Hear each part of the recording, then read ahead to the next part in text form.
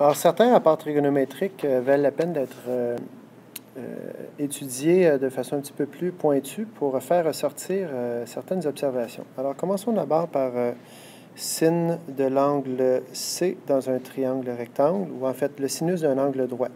L'angle C est ici, c'est l'angle droit. Or, si je prends la définition du sinus, bien, sin est égal à côté opposé sur hypoténuse. Or, sin de C, son côté opposé, c'est l'hypoténuse sur l'hypoténuse, ce qui fait toujours 1. Je divise un côté par le même côté, ça fait 1. Donc, le sinus d'un angle droit va toujours être 1. Ensuite, cos de C égale combien et tan de C égale combien? On peut voir ici que le cosinus, par définition, d'un angle, c'est le côté adjacent divisé par l'hypoténuse. Or, le côté adjacent d'un angle droit, c'est lequel? Celui-ci ou celui-ci? On ne le sait pas. Donc, le rapport n'est pas possible à faire.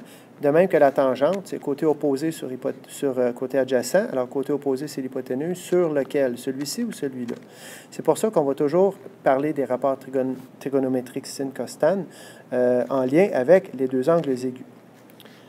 Pensons maintenant au sin de l'angle A égale cos de l'angle B. Si je fais sin de A dans le triangle ici, en fait, je vais identifier les côtés de cette façon. Ça, c'est petit a, ça, c'est petit b, et ça, c'est petit c. Donc, on identifie d'une façon conventionnée là, les mesures de côté par la même lettre que le sommet qui est opposé à ce côté-là. Donc, je fais ça comme ça.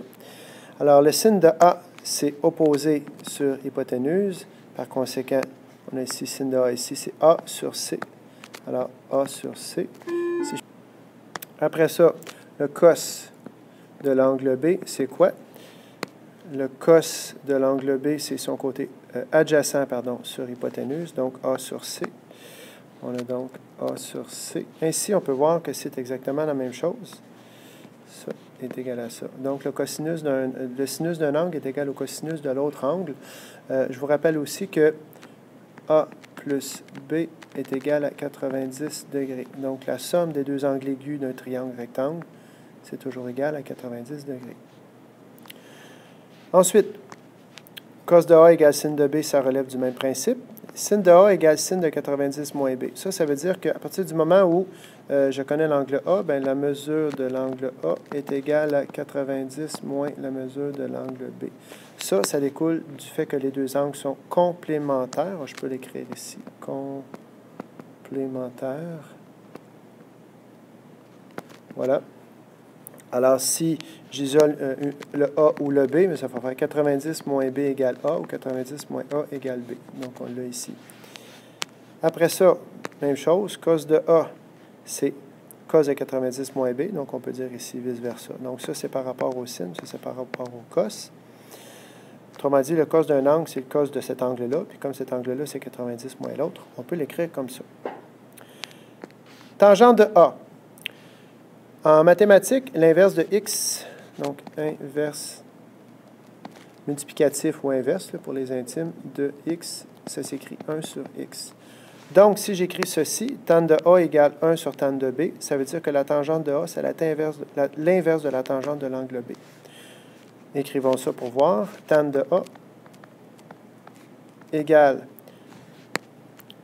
opposé sur adjacent, donc A sur B. Tan de B égale opposé sur adjacent, donc B sur A. Ainsi, on peut voir que A sur B et B sur A sont des inverses multiplicatifs. Quand on dit inverse multiplicatif, tout ce que ça veut dire, c'est que A sur B fois B sur A, ça donne 1. C'est comme ça. Des fractions inverses, quand on les multiplie, ça donne 1. La tangente de 45 égale 1. Si j'ai un angle de 45 degrés, donc ici 45, j'en ai un autre de 45, automatiquement j'ai un triangle qui est isoangle, donc isocèle. Or, comme la tangente c'est une cathète sur l'autre, que ce soit l'opposé divisé par l'adjacent de ici ou l'autre, bien, un côté divisé par la même mesure, ça donne toujours 1. Et pour finir, sin de 30 égale 0,5. Je vous rappelle qu'en troisième secondaire, nous avons vu dans un triangle rectangle que lorsque j'ai un angle de 30 degrés, la mesure du côté opposé, mettons que c'est x, est toujours la moitié de l'hypoténuse, donc l'hypoténuse est 2x. Par exemple, si ici j'ai 15, bien ici ça va être 30. Et comme le rapport sinus, c'est opposé sur hypoténuse, x sur 2x, si je réduis, ça fait 1/2. C'est ce qui fait que le sinus de 30 est toujours de 0,5. Donc, si on vous donne comme information que le sinus de l'angle ici mesure 0,5, à ce moment-là, ça veut dire que l'angle mesure 30 degrés.